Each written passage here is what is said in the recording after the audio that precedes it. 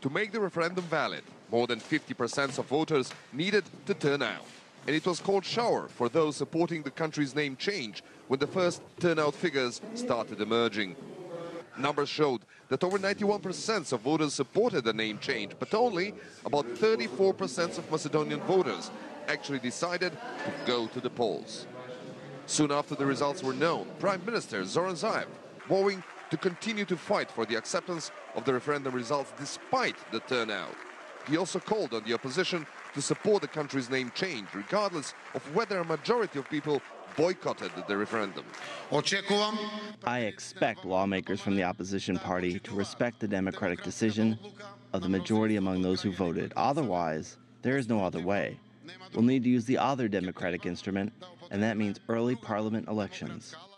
Some see the result of this referendum as a major failure for the ruling party.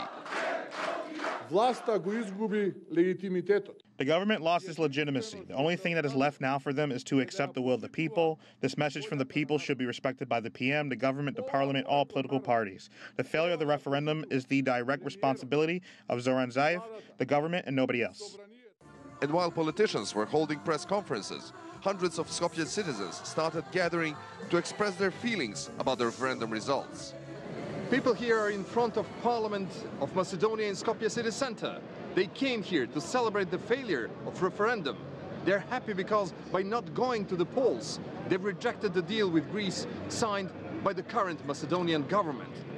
But considering that the referendum results are not obligatory, the question now is how the government will react.